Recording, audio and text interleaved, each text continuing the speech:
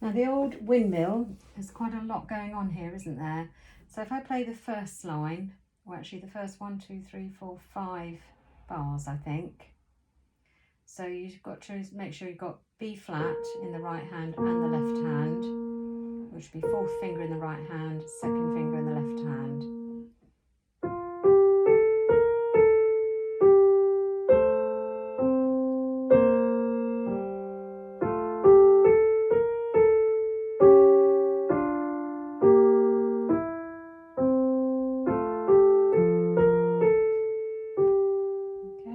So a couple of things there. In bar 2, you need to do a lift in the right hand but a join in the left hand. Okay, so I lifted the right hand, sorry, to play the C twice, but I made sure all the left hand notes were connected. So that's bar 2. Then bar 3, you need to lift the left hand and move it to the C sharp. Okay, and then in the right hand, your slipping fingers, I'm just about to see it on the phone, so you're putting your fourth finger next to your thumb. All right, so these two fingers are sort of being left out. Okay, so a little bit complicated at the end of that line. So slip the fingers in the right hand. 3 should go to the B flat in the left hand, and 2 should go to this E in the right hand, if you make sure the fingering's right. Then the thumb in the left hand has to go to middle C, but natural middle C. Then you're starting the next line the same as the first line, apart from the left hand extra notes. Now, in the next bar, you've got to lift and change the finger. Lift and replace the finger in the right hand, so you can go a bit higher. Find the chord in the left hand, make sure you use 1 and 2. I think that's marked staccato, isn't it? Take the finger over in the right hand.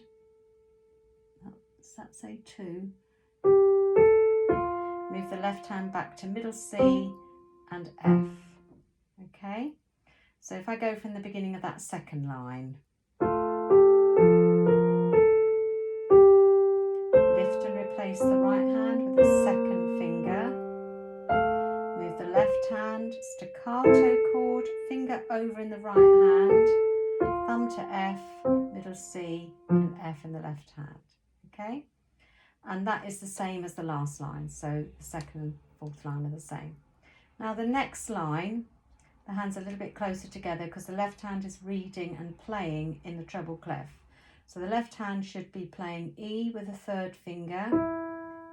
Is that, no, that's second finger, the print's a bit small. Second finger on E, so fourth finger to middle C, then a rest, then a staccato F, then E to C again, rest, staccato F, E, C, F. Now move the thumb along one key to the G, F, E, skip down to C.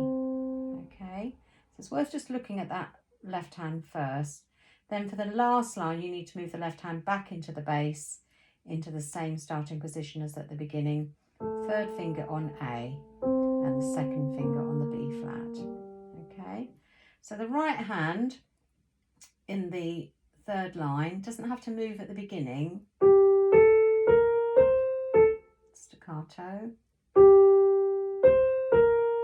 Okay, but here, the third bar along, you need to take the thumb to the B, not the B, the G, and remember the B flat,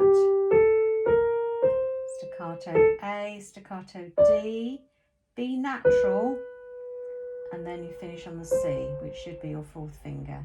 Then you only need to move the hand back one key to have the thumb on the F to play the beginning of the next line, okay?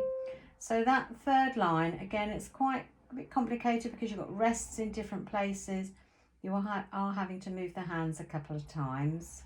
So I'll start with the wrong finger. So both second fingers to start with.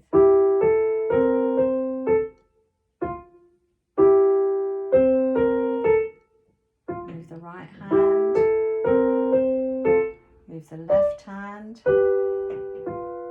Okay, move both hands back to where they were at the beginning. Lift to replace, right hand. Move the left hand, staccato chord, finger over here. Okay, so when I'm demonstrating, I'm actually pausing sometimes, so you're not always getting the rhythm exactly as it should be, because I'm sort of stopping and explaining what's going on at the same time. But as you get better at it, I'm sure you'll be able to keep the rhythm flowing. Okay, so quite a lot, as I say, going on that one. So work it just a few bars at a time, one hand at a time, then hands together. Don't rush to try and learn the whole page in one go.